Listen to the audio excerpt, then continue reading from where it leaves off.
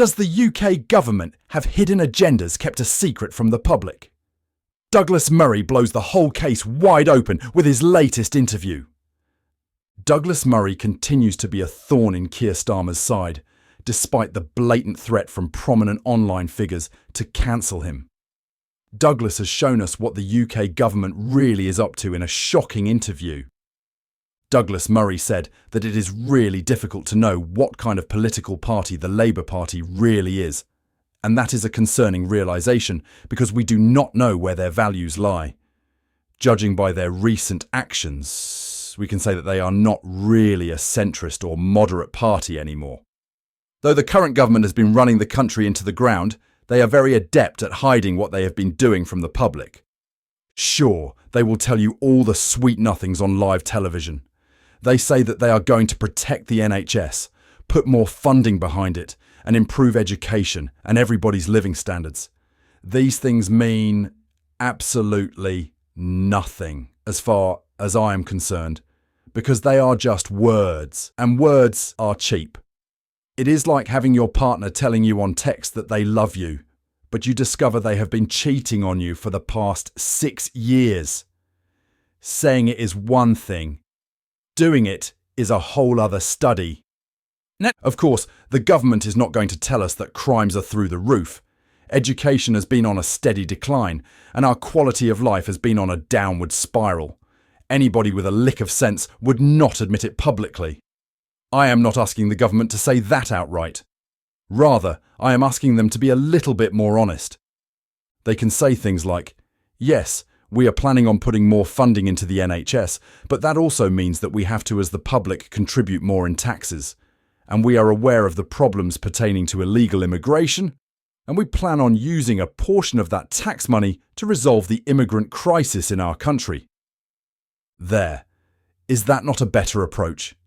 You tell the public what you want to do by highlighting the problem the country is currently having, proposing a solution that you think would be best for the situation, and giving the public a realistic expectation of the changes you plan on making. By being honest, the UK government can gain more popularity because people appreciate the transparency. Nowadays, we see none of that. Most political parties just follow the same script because they are afraid of losing out on any momentum. Not only does the Labour Party fail to point out the ongoing problems we have in our beautiful country, but they also do not tell us about how they plan on doing the things they claim to do. Up the funds in the NHS? How do they plan to do that? I will tell you right now. There is only one way to do it. Taxes. Saying that word is like a sin in any politician's career, and I get it. No one wants more taxes.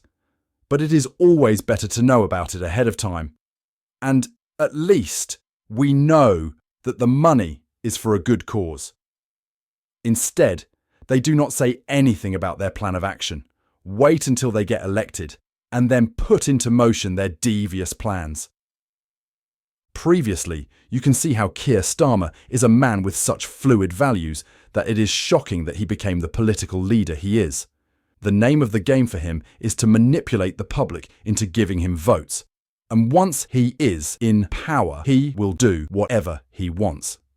He does not care about Muslims or transgender individuals and what they stand for. He may validate their opinions and values now, but he really does not believe in a single word he says. That makes him an untrustworthy and dangerous man. He only whispers sweet nothings to the public to secure votes.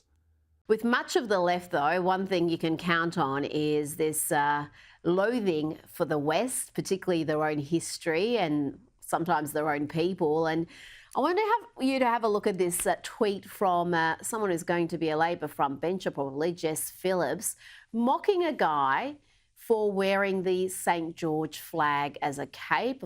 Another thing that is fascinating about the left is that they bend so far over backward to please immigrants that they go after their own people and history. One government official, Jess Phillips, mocked a guy for wearing a St. George flag as a cape after a football game. Now, if that man were to wear something like a Palestinian flag draped around his neck, do you think she would make the same comment? Unlikely. but because it is a British symbol, she feels emboldened to shame him on social media.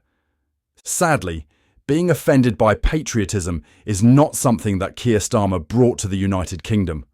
Rather, it is something that we all need to be held accountable for.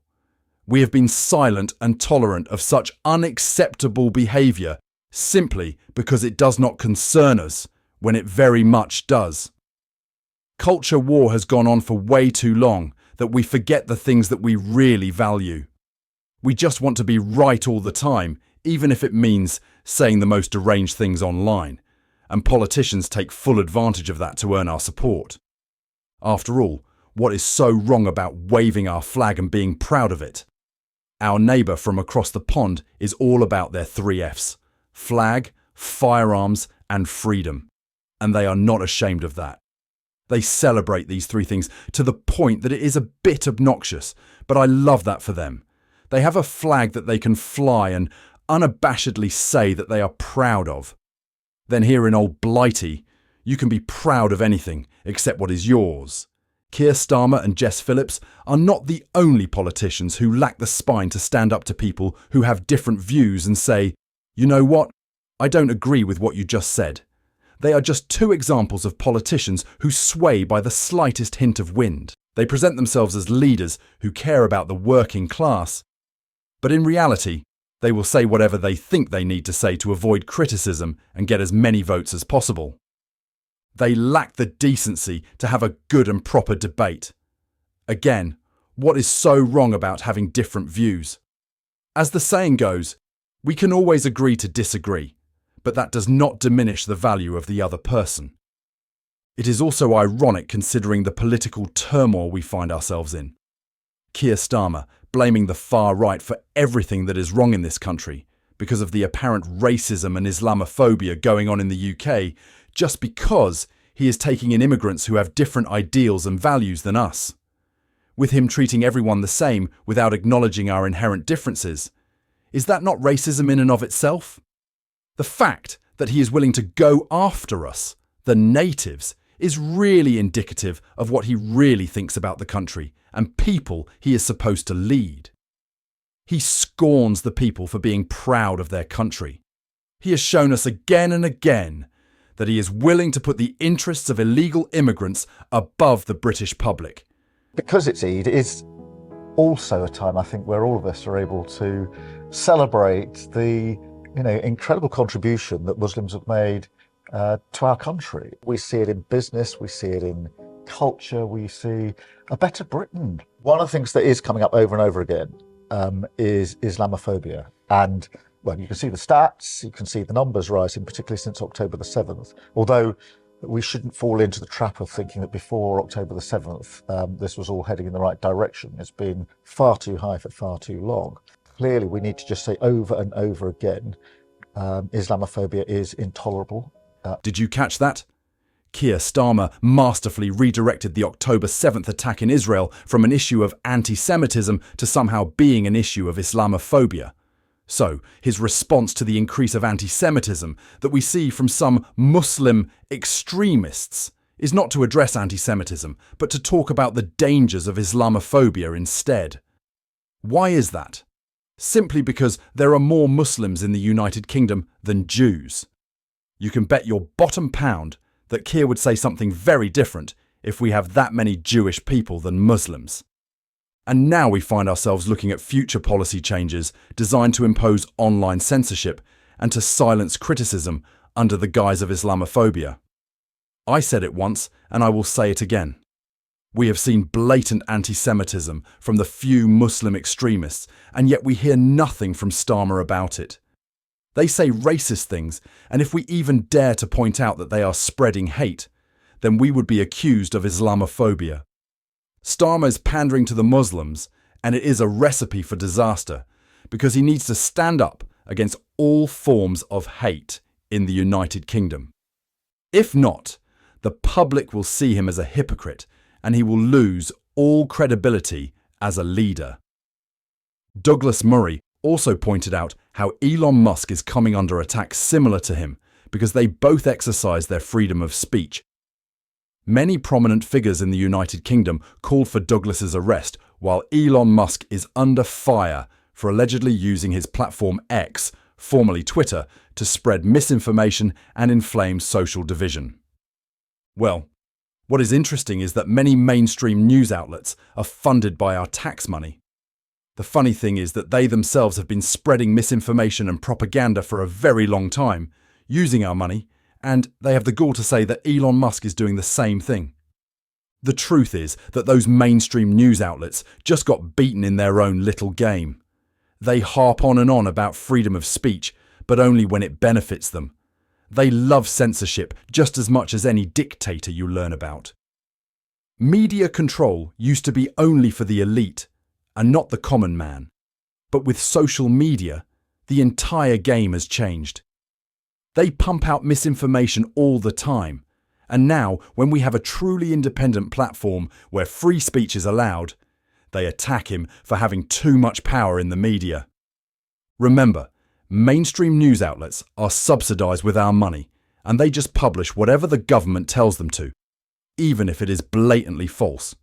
They have been exposed, and now they are going for Elon Musk. X has become a respected news source even more than the BBC, and the mainstream news outlets are upset because they are hemorrhaging audience. In fact, even the European Union threatened Elon Musk for his alleged hateful content being spread on the platform. But how much truth is there? Is it hateful or truthful content they are upset about? And how much of a chance do you think they have in extraditing him? What does Douglas have to say about the threat of being called? Take it away, Douglas.